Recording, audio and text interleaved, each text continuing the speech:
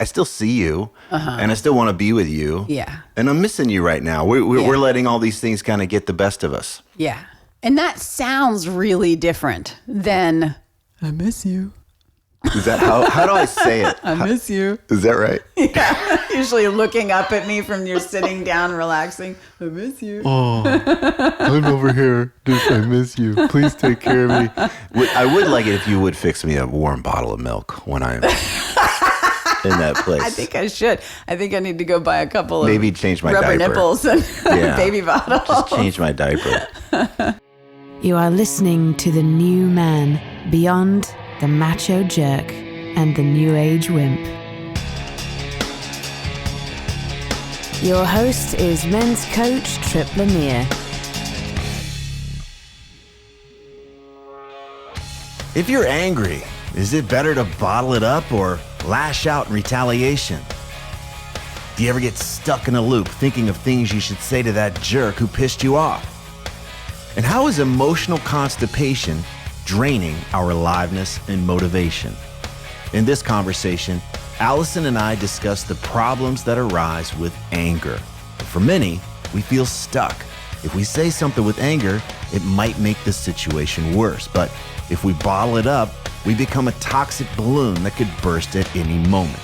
So today, we explore what really drives our anger in hopes that we can find a more productive way to deal with it.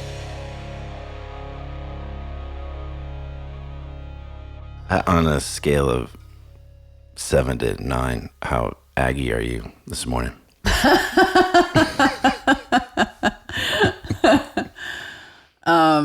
I feel like I'm not there. I think that's a question for you. Yeah. On a scale of 9 to 11, how aggy are you? I don't feel like I'm there. I've been struggling with some stuff. I noticed it was like, oh, we're gonna record, and I want to be in a really good mood, and I'm not. And that was compounding it. Mm-hmm. This like, oh, you need to get in a good mood. And it was just getting in this tailspin. It was like, or you could just be where you are and get into a fight with Alyson on the microphone. Pick a fight. So being in a bad mood and choosing to pick a fight are two different things. But I get it if you feel like you need to move your energy. So yeah, we'll figure this out. Yeah, so you're not in a very good mood today. Is that what I heard? Yes, I've been in much better moods, that's for sure. So, but I don't think we need to process it. I think part of it is just wanting to get engaged, like wanting to, like I feel held back. I'm not getting to engage and do shit. And because of the mood? Just because of other things, other responsibilities I've had. So just like wanting to be creative, like let's make a thing. Oh, I see. So that's part of it. It's like, let's, yeah. So it's just like, no, can't, you got to take care of X, Y, Z, that kind of thing. So anyway, I'm just sit with that and I'll see if I can take it out on you. I think that actually brings up a good, conversation topic, or at least discussion, which is to, I'm thinking about how so many people don't think that they can express what they have in them to express. Yes.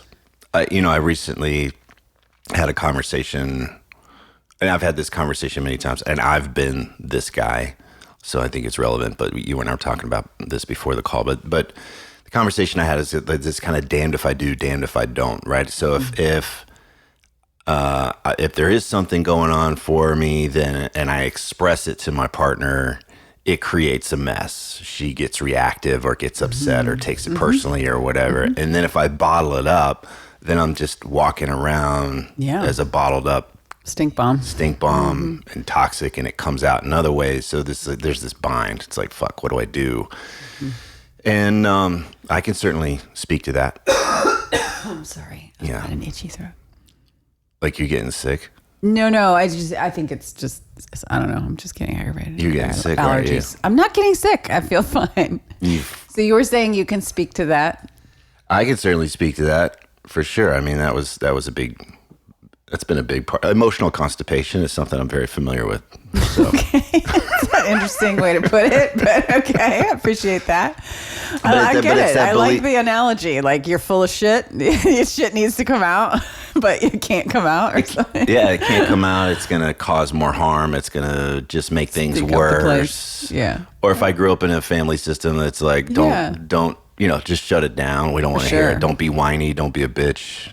Those kind of things. So there's just like, bottle it up. Mm-hmm. And then we wonder why we feel like shit. Or for me, it was like, why do I feel drained? It was just this like constant, like, I have to push it down. And then, there's just no joy. There's no fun anywhere. Mm-hmm. That kind of thing. Yeah. Do you ever do that? Yeah. Why was that funny? I think it's funny that you asked me as if you don't know me. So tell me. Tell me about person you. That I've never met before. Tell me Does that about ever you. happen to you? Has that ever happened to you? I'll just see if you'd actually be revealing. Like, no.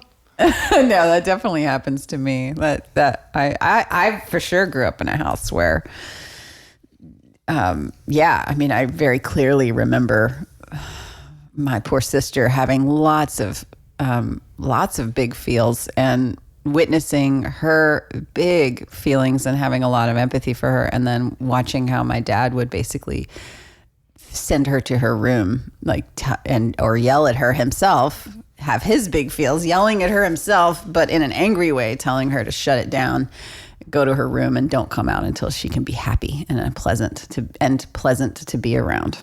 And so don't come out until you're pleasant. You're not welcome around here unless you're pleasant to be around, unless you're happy. Oh, those were the words, pleasant and happy, that I remember. Yeah. Yeah. All right. So I can appreciate that but I also see where that's really sucks. To hear that. It's funny. I think I personally noticed that memory shows up for me pretty much every time I'm in front of someone who starts crying or starts feeling anything. Mm-hmm. And then I watch them shut themselves down, and then usually they'll apologize. They'll say, I'm sorry. Right. And that's the memory that shows up. I just feel a lot of just compound sadness. But that said, I grew up around that, and to come back to your question, I too. I know how to, kind of lock it down and work with it internally. Would you say that because for me, it shows up more as anger, and there's sadness underneath that, but the emotion that seems harmful and that I would need to repress, or that I see my clients repressing, is anger. It shows up as anger, and there's this like, and they have to shove that down. Yeah. But is it more sadness for women generally? I don't think generally. I don't think there's really any generalizations that can be had here, because everybody has all the feelings. Okay.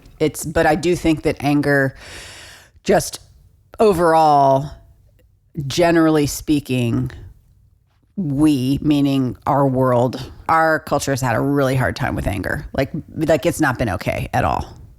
Well, I don't know if that's, I might pick that apart, because I think anger is preferable to what's really there, which is hurt or fear. Like for somebody to just say, wow, I'm really sad that you did X, Y, Z. Right. That sounds weak to a lot of us. Like that's actually a really vulnerable thing to say, versus let me list all the reasons why you're a prick. That's why I'm saying I think it's changing in the last couple of years, because that's what has shown. It occurs to me that that's shown up more. What you're saying is I'm going to reveal anger instead of my hurt or fear. You think people have been revealing their hurt more?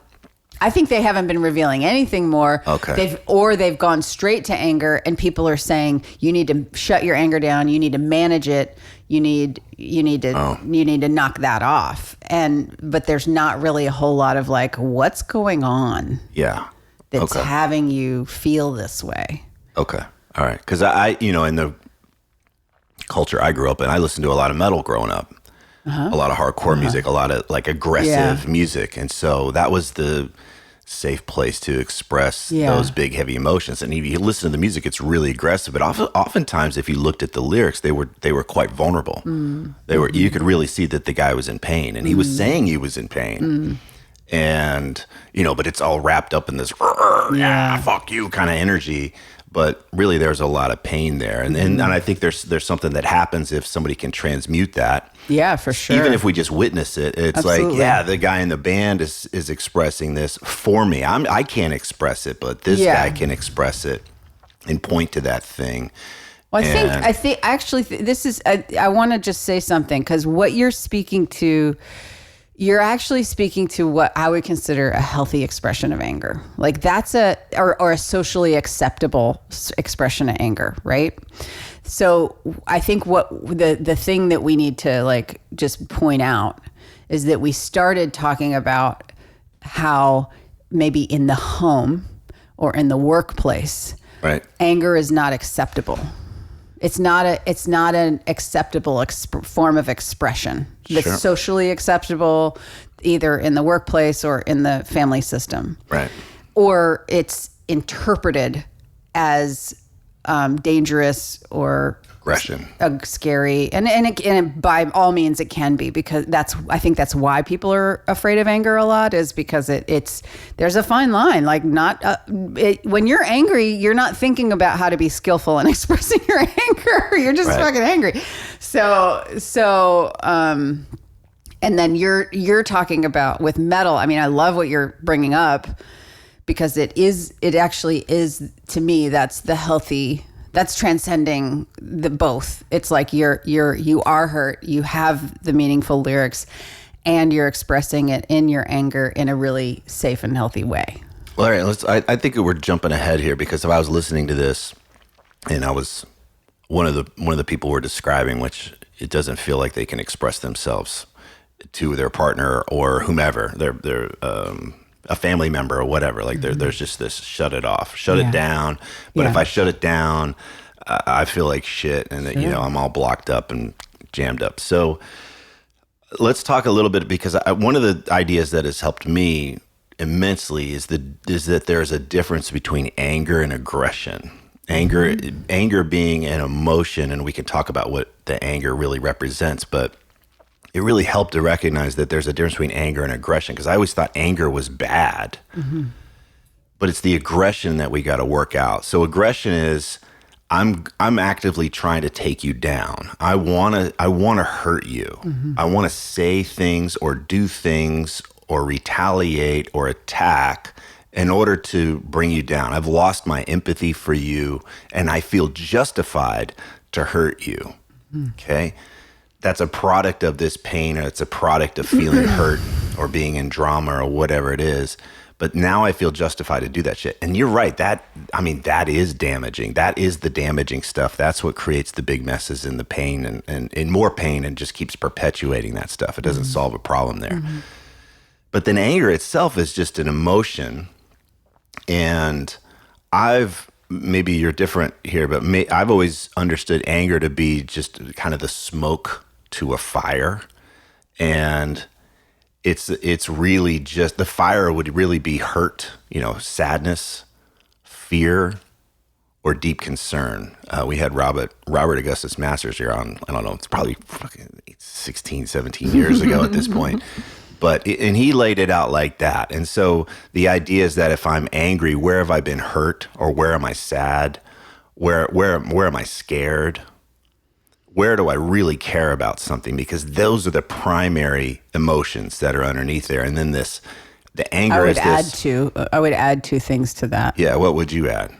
I would add power and protection. And I get that those can possibly be funneled into something we deeply care about. Are those emotions though? I think, I don't think they're emotions, but I think that that anger can be about those things. That it can be about power, or it can be about, like, you get really angry when our daughter's safety is threatened.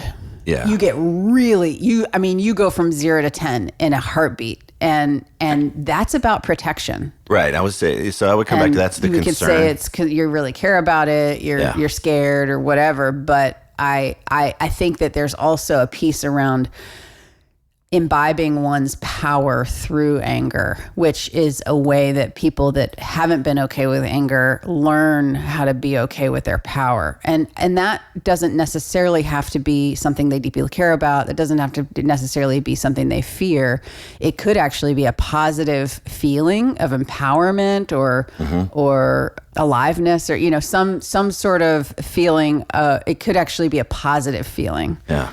I don't want to say happy, but like, no, I like that. You know, so there's a place for it to not always be about a fundamental emotion. It can be about a thing that a person needs. Yeah. And I'm saying that because that's been my path with anger, of being able to be angry as a way of imbibing power. Okay. I mean, to me, like, that's where metal fits in, and that's why metal shows for me can be really fun. Mm-hmm. I don't go to a metal show and feel mad. Right. I go to a metal show and everybody's high-fiving, and we're having a good time, and it's like there's a sense of like, yeah, we're all in this together, and this is a ton of energy. And that's the only other thing I want to, I mean, we might not need to go here, but you talk about like anger. You talk about anger versus aggression, and you're saying aggression bad, anger not bad. Aggression isn't bad either. Aggression towards another person, it's nuanced, but actually what you're saying about is the show and you know what you're doing at the show, that's actually aggression in a really healthy form. Okay. Well, taking a bite out of an apple is aggression. Yeah. You know? Well, I'm looking at it through the lens of where is it detrimental, and if my intention is to hurt the person that I'm with, somebody I care about, right, my partner, my family member, my child, and I'm like, I feel justified to now hurt them. I've lost the script, right? There's somebody I deeply care about, and now I feel justified to hurt them. That form of aggression is what I want to point out. And absolutely, if somebody comes in the house and wants to hurt you or hurt B, they're getting aggression. I'm not going to be like, oh, aggression's bad. It's right. like, no, they're taking two to the dome. So okay, Steven Seagal. Big tough guy here. There's this place with guns a lot. I don't even know where that came from. It came from your dad or something. I don't know. I just wanted to say two to the dome. I did listen to a lot of Wu-Tang Clan this last weekend. So. All right. So there's a sense of power. You're pointing out the positive aspects, and I totally agree with it. And I think, but if it's helpful, if I find it helpful that if I'm angry and I can't move it or I can't figure out what's going on, then it does help to come back to just staying in that anger. I feel stuck if I'm in that anger. What helps me move through it is to ask the questions like, okay, am I hurt? Like, and I don't want to admit that I'm hurt. Like there's a vulnerable place there. It can be difficult to say, shit, this person hurt me. Yeah. Or this situation hurt me. That hurt my feelings. And it's like, I don't want to admit that feels weak to me. So as a man or whatever the culture that I have, that may be something I'm resisting. But it's ultimately until I own that hurt, I'm not going to be able to move on, and I'm going to stay in that stuck place. Yeah. And I mean, I was kind of thinking about that in terms of, you know, even what you're talking about is, for some people, is pretty high level. Like that's a pretty big leap for some people, because when you're just in it, when you're hurting and you really want other people to get your hurt, sometimes you want to hurt them so they get what you feel. It's like you bring it back to like a fucking 5 or 6 year old place. Absolutely. And so, and I'm trying to help somebody get out of that. Yeah, I totally hear that. And I guess what I'm curious about is like, how do you get out of that for yourself? I know you've meditated for 20 years. So it's like, what if somebody who doesn't meditate, who doesn't have these skills, and they're feeling that, how are they going to get themselves to what's really going on? Well, I would say like it typically shows up as like some kind of rumination. Right. So it's like, oh, that fucker, they need to like, this is where I'm right. And this is where they're wrong. And this is what I need to say to them. And there's this, we can get into this stuff. Maybe I'm driving in the car. Maybe I'm sitting on the cushion. Maybe I'm going for a walk. Maybe I'm sitting in the room watching television, but my brain is still spinning in this place. For me, coming back and recognizing I'm doing that shit. I'm in the maze now. Phil Stutz calls it the maze, right? It's like this place where it's like I can't get out. So for me, it's just to come back and just like, let's own what really happened here instead of fixating on I'm going to do this thing and it's going to, kind of balance the it's going to make things, we're going to find justice here. So it just coming back to like, okay, I'm ruminating. What's really going on? What's really going on is I got hurt. They said XYZ and it scared me, or they said XYZ and it offended me and it hurt me. Whatever. It's like just to come back and own that can usually start to bring some peace and stop that rumination cycle. Now, doing that in the moment with a person is very, very difficult. I agree. But if I if I'm alone and I'm like, I just feel like I'm stewing in something, that would be something that I would do. Or that'll be something that I do with people. And when I'm just having conversations with them, just helping them like, okay, get it. You want to say those terrible things to them and level them and, knock them down. But tell me about like what's really going on. Did you get hurt? Did they scare you? Did they do something that deeply concerns you or whatever? So it's just coming back to that. And then from there, we can talk about how might I interact with that person to clear it up. Hey, when you did XYZ, that really freaking hurt. And, and then there's a whole path to go from there. But just meeting it with like, okay, my anger is going to solve this problem. It's not. I don't think the anger alone will solve the problem until we get down to that primary place of where we got hurt. That to me is the thing, that the bullet that's still in the muscle and it's just festering there. Do you think that anger ever solves the problem? I don't know. Maybe, but I mean, for me, I spent years being freaking really angry, really, really angry and feeling really, really justified. And it didn't get me anywhere. It didn't get me anywhere. And I was running away from the pain. And it wasn't until I turned into the pain, I actually felt the pain, as unbearable as it was. That's when everything shifted.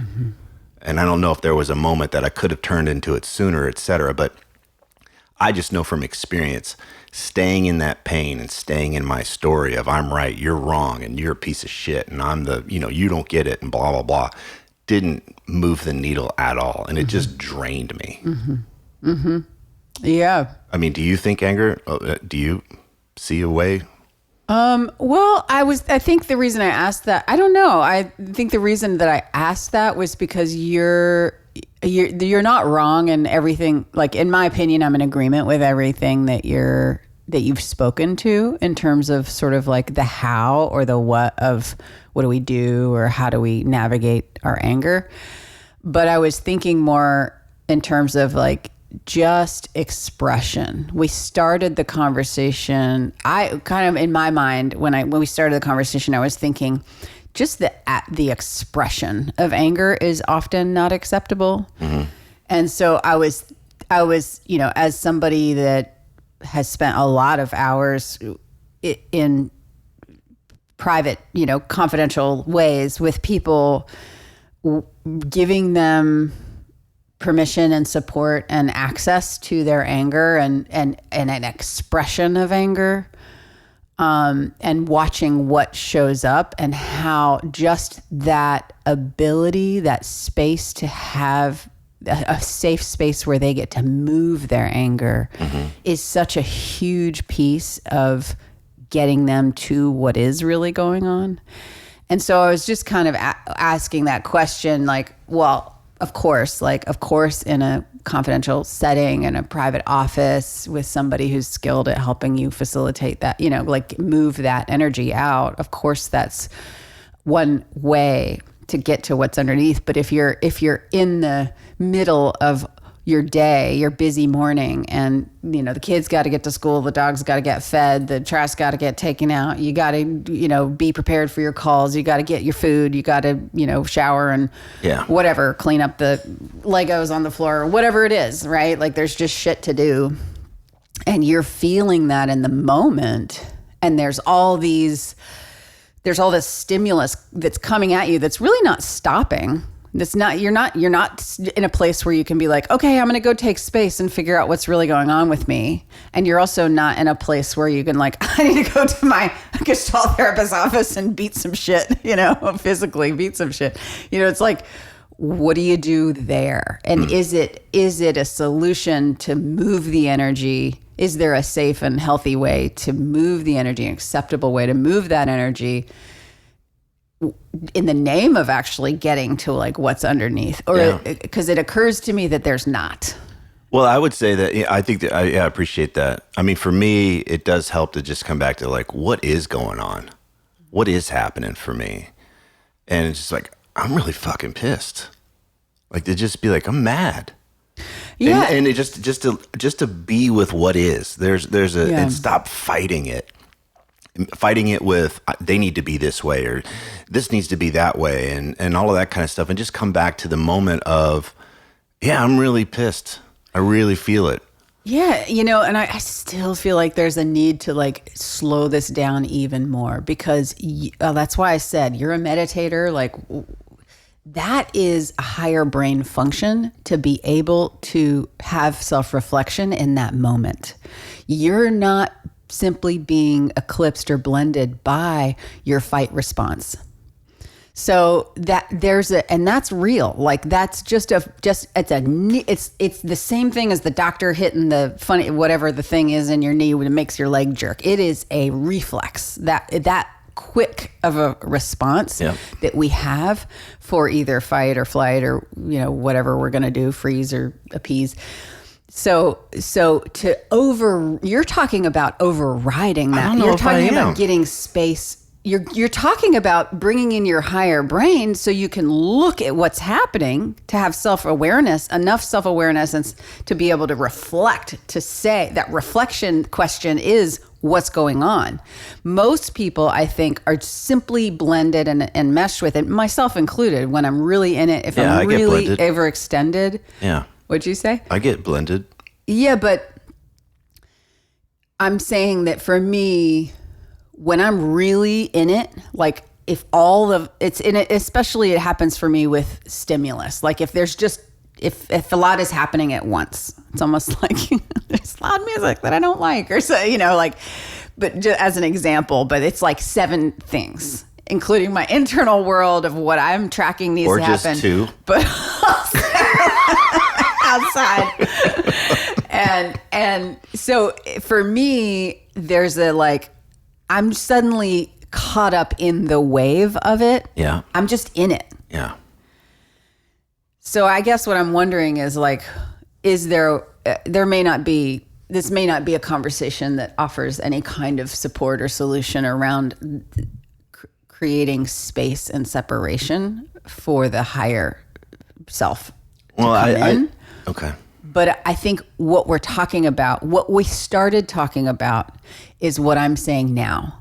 Where we started saying this knee-jerk, reflexive reactivity that comes from a pretty old, meaning young place, like protector, fight, flight, freeze, appease, that kind of thing, fawn, all that. So that is such an unconscious response, like it's such a knee-jerk response and such an old brain response.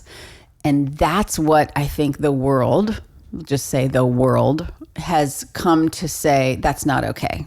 That's not allowed. And so we're, as people that help people, are trying to be bring in the higher brain, bring in some self-awareness. Well, what could this really be about? I think there's 2 things here. There's the thing that happens in the kitchen, 2 people have a disagreement in that moment, and there it is. One of them loses ground, or both of them lose ground in that moment. Mm-hmm. Okay? And then there's a chronic thing. Being chronically frustrated, chronically disappointed, chronically pissed off, and not feeling like a person can say anything about it. And I could have been clearer early on. I think I was speaking more to that versus someone who has a reaction. Okay. right? Like in traffic, something happens and you get really scared, but immediately it turns into anger and you're like, fuck you, and whatever. And then you're like, okay, my family's okay, we're okay, and I'm not going to follow this guy home and beat him up in his front yard. So there's those acute moments, absolutely very difficult to deal with. And then there's this chronic thing of not really ever allowing any expression, not really ever allowing transparency with ourselves or with others. And I'm speaking to that. And that can become normalized for somebody. And it's a lot of people that I meet, you can kind of see them, they're dead behind the eyes, or they're, they're always 3 or 4 drinks in. They're constantly managing that level of whatever. And that depression is usually covering up that anger, and which is that deep disappointment and hurt. So I think there's 2 things here. I agree. There's the moment, there's something where something happens and we lose our temper, and that happens. I mean, it happened to me in a parking garage in Switzerland.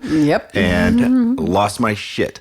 And then, no matter how many years I've been meditating, like I lost my shit. And then there's this chronic thing that this becomes a way of life where we are repressing ourselves. So does that help to maybe? So the takeaway for anybody that might be feeling this is to be curious. Is that what you're saying? Like, because I'm like, wow, that's a high skill. How does somebody that have that do that? And so you're saying, be curious. I'm saying that to look at it through the lens of, if I feel like I'm damned if I do, damned if I don't, I can't say this or can't say that. Like that is an opportunity to get more into, where have I been hurt, or where is there something that I really care? There's something I really care about, and I don't feel like I can express that, or I'm afraid. I'm afraid that X, Y, Z is going to happen, and that's not being expressed. If it sounds or looks like, God damn it, you're blah, blah, blah, blah, blah. Yeah, maybe that isn't the thing that's going to be helpful in that moment. But saying, hey, we've got to sit down. I've got a real concern here. We've been on this track. We haven't had sex in 3 months.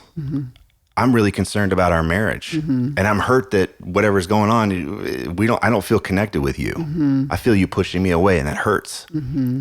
Like, to come back to those things. That of what, and get clarity about what's really going on. And that's where maybe somebody could help you, obviously, but to just recognize that that's really what the fire is, and learn to speak to that. It might be difficult for your partner to hear, but it also might not cause the damage of, hey, you're a shitty partner, or you're you need to blah, blah, blah, or, just like wanting to lash out.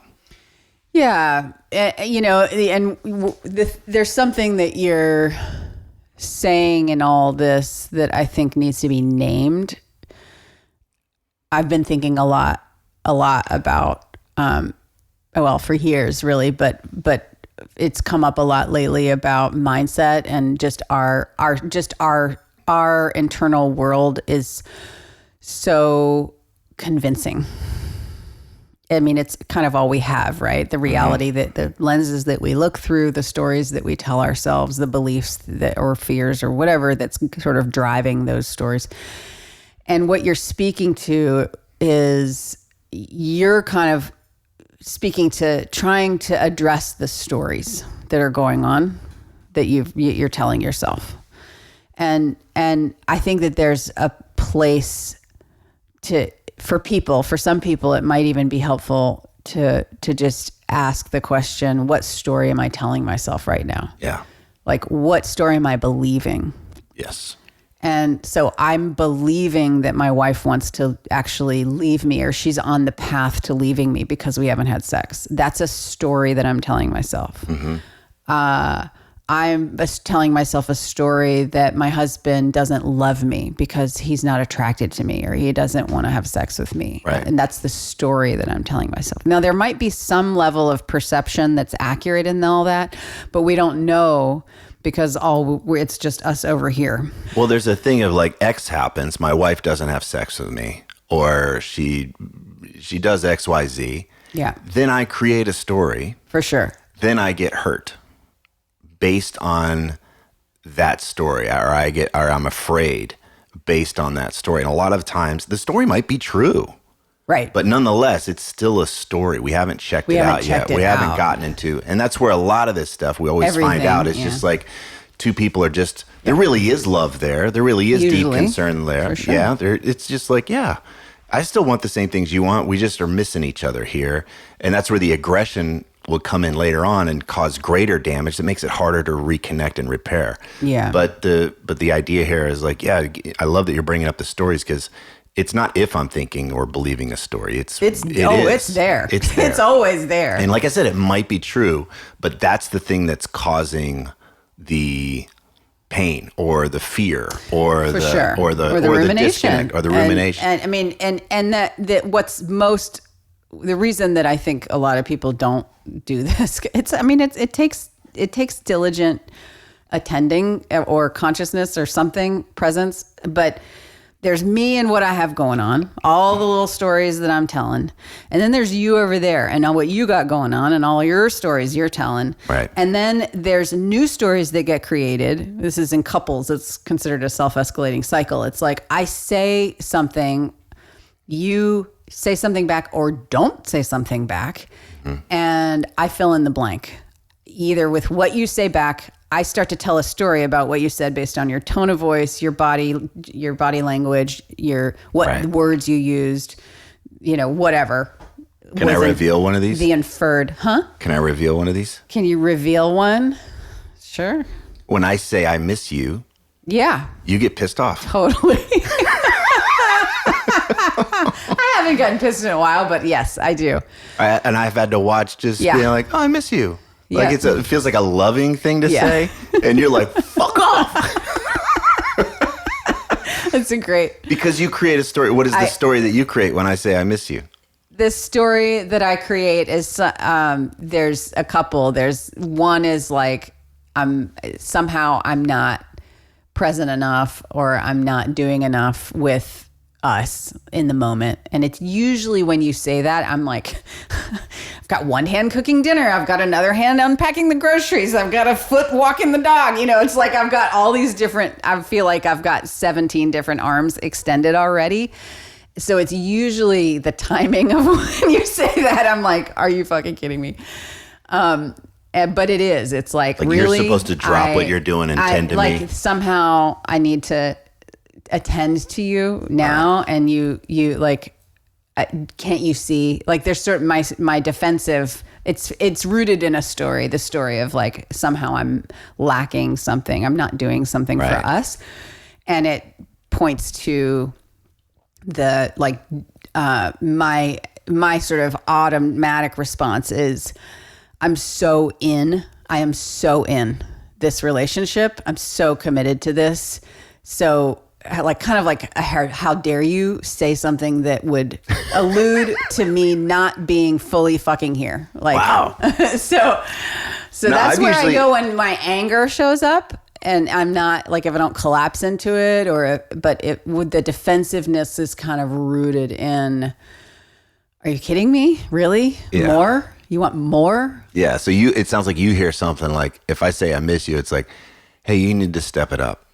Yes. You're not doing enough. Yeah. The enough is usually the story that I'm telling. Are you interested in what is actually going on for me if I say I miss you? In this moment, I definitely am.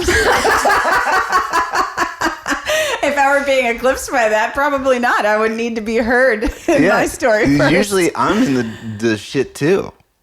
Yeah. And I see you in this shit. And so what's your story that you have going on when you're there? Well, for me, it's just like, this isn't why we got into this. We got into this because we really like each other and we want to be with each other. And now we've got all the other things going on. Other things, yeah. But it's like, I still see you and I still want to be with you. Yeah. And I'm missing you right now. We're letting all these things kind of get the best of us. Yeah. And that sounds really different than I miss you. Is that how do I say it? I miss you. Is that right? Yeah. Usually looking up at me from your sitting down, relaxing. I miss you. Oh, I'm over here. I miss you. Please take care of me. I would like it if you would fix me a warm bottle of milk when I'm in that place. I think I should. I think I need to go buy a couple of maybe change my rubber diaper. nipples and baby bottles. Just change my diaper. But that's a great example, right? Where it is a great example. Where one thing is said with one intention, it gets completely interpreted through all your damage.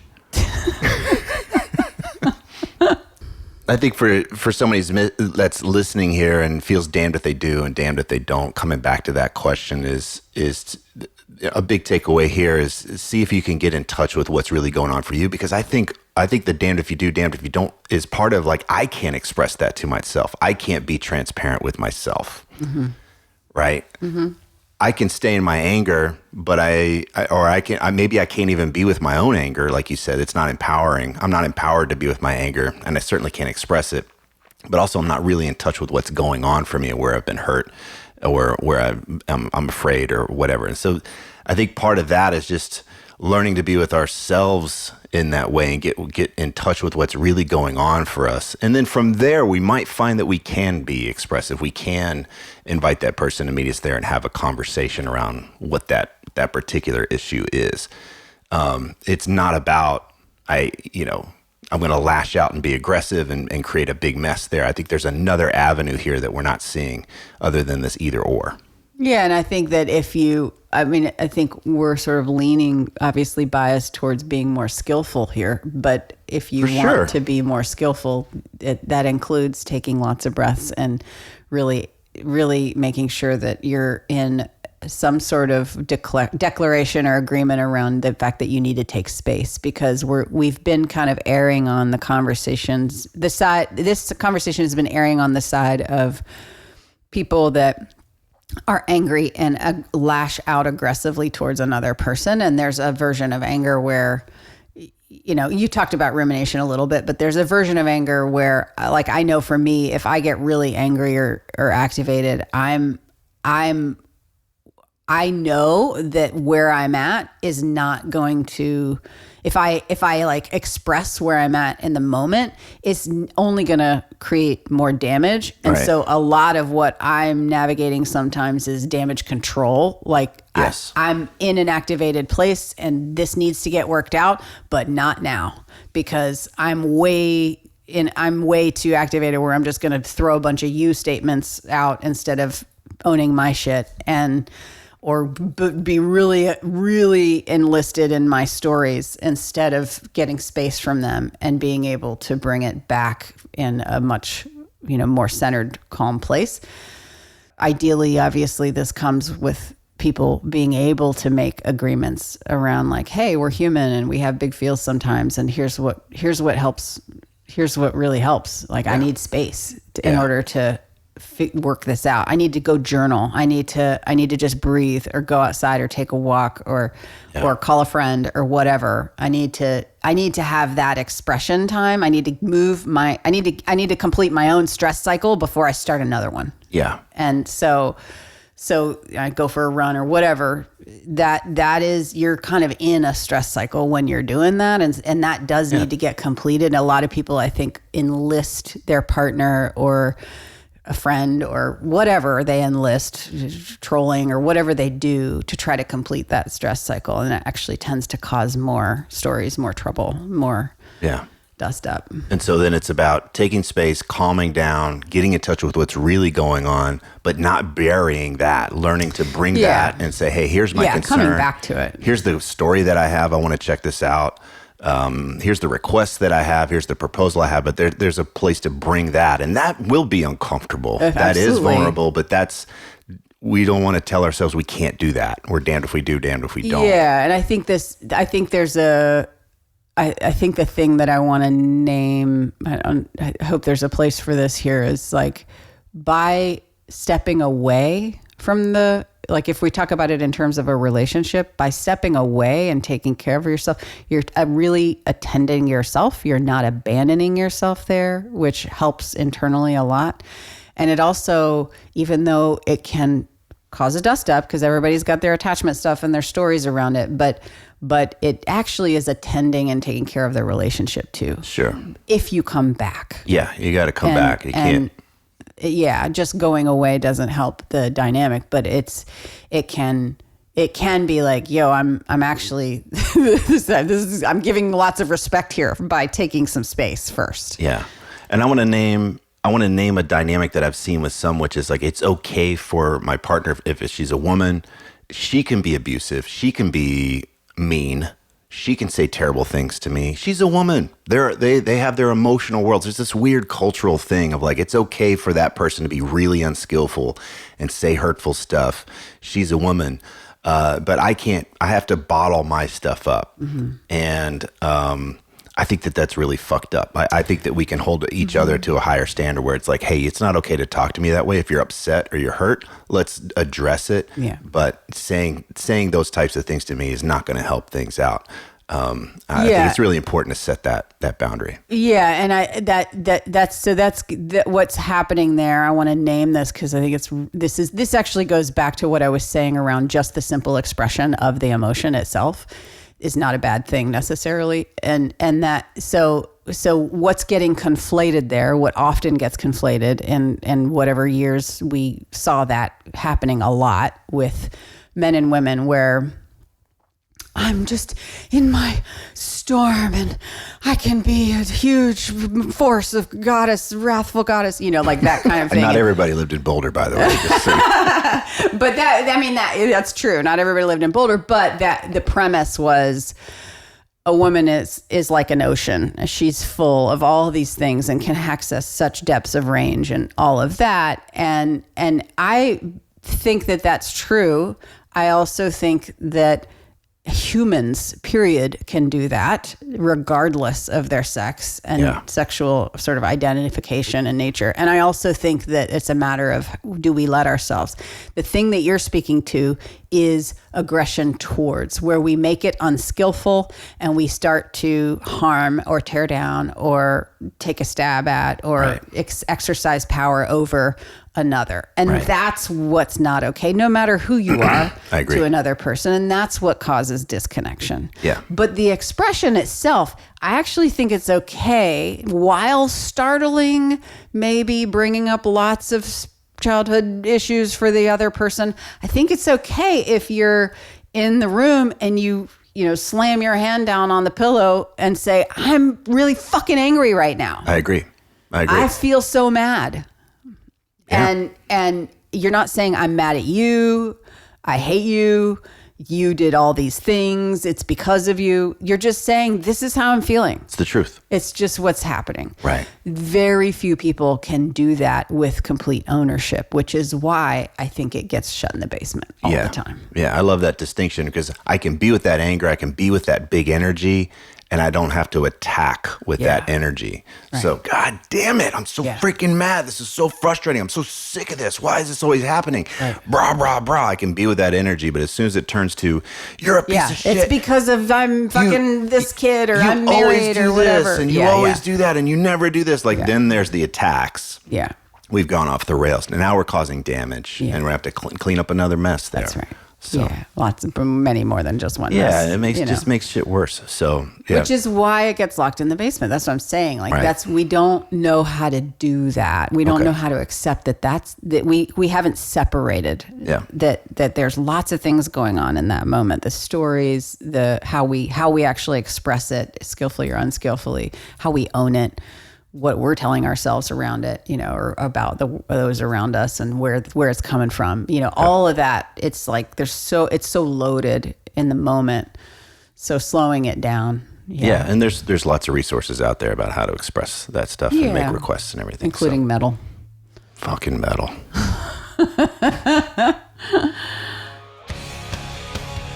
If these interviews are helping you, please leave a positive review on whatever podcast app you use so that others can discover the show more easily.